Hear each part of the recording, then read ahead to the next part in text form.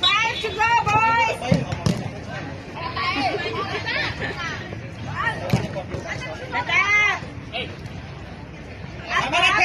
Patient. Okay, let control it. Anata, can lay long chair, Anata. Okay, good one. Keep ball.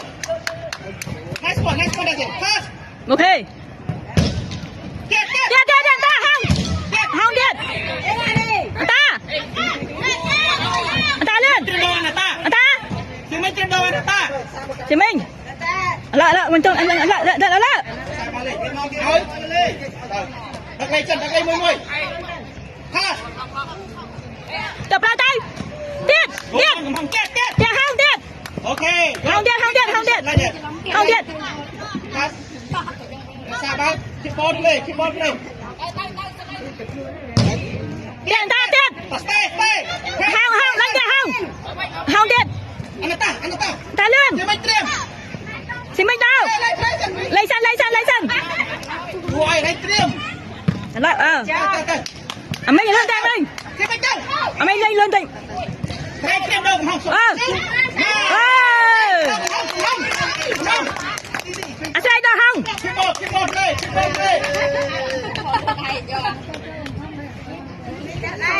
Không đặt trông mà khang tiết phun cái xanh của mai smile nhưng ai sẽ không cả.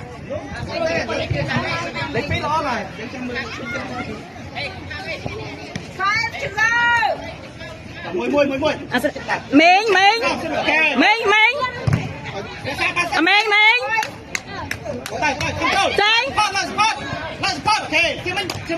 Minh.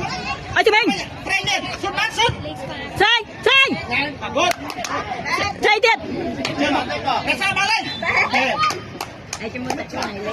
Sao mà tập hơn xuất bát xuất.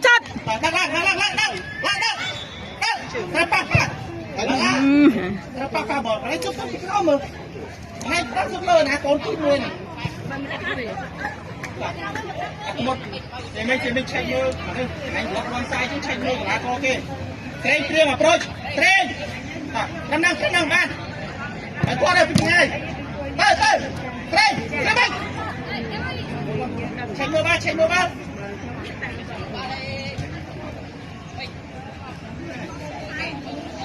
đây môi Mình.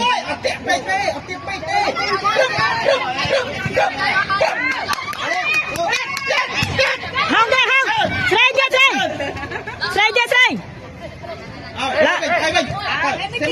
Xoay. Xoay lên. Ala dùng kia ala.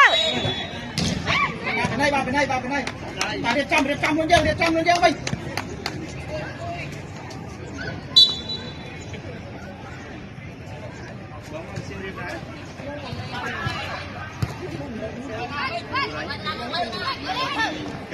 She might shoot. Okay, good. Ayo, Srey, macam. Srey, macam kau lah, macam om. Saya tanya kan, Cikgu itu tak. Lên người ta cua tập tiết. Xe mình chạy mồm lên xe mình. Apa kata xe mình. Cua, baik ăn thôi.